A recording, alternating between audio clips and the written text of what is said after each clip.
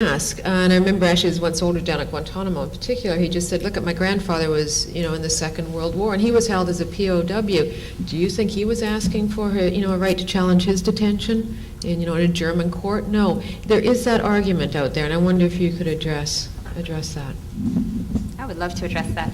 I would have to first, I do want to say thanks to Stephen just for being here, because walking in and being the one chair amongst the three is usually the most uncomfortable position on this panel. So we do appreciate you being here, even if there's frustration sometimes with the answers. I think I'll give you a run for your money, by the way. It's okay. I do want to address this issue, though, because I know we hear that a lot. So, every soldier is now entitled to a habeas corpus case and POWs and World War II and all this kind of thing. I mean, I think there's a couple things to remember. A, there's a whole lot of law that got developed after World War II.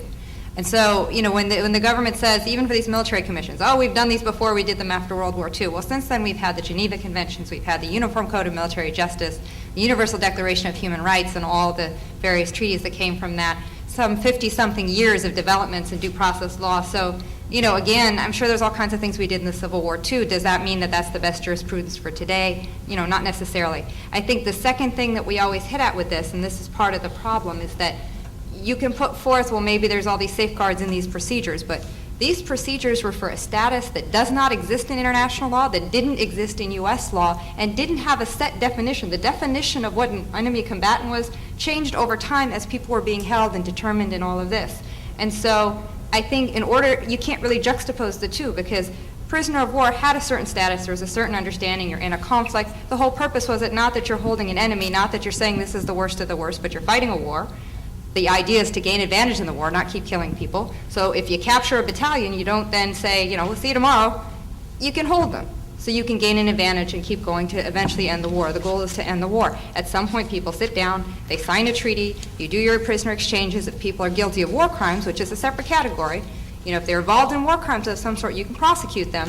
But that's generally how it goes. That's not how this went. Not even close. And so you had people picked up in all these various numbers of ways. Not necessarily in an armed conflict. Like David Hicks, who's being charged, they can't even put a gun in his hands. They can't even prove that, he was carrying a weapon at some point.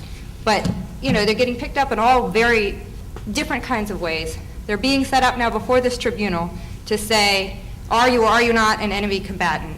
Or really, aren't we right in calling you an enemy combatant? Because I know you said those Uyghurs were not enemy combatants. No longer enemy. No longer. NLEX. That's another good Guantanamo word. NLEX. Nobody was ever called not an enemy combatant. They were no longer enemy combatants, meaning that at some point, and if you ask them was there a mistake, no one ever said mistakes were made. What they would say is, we made a different decision based on the information that was available to us at the time.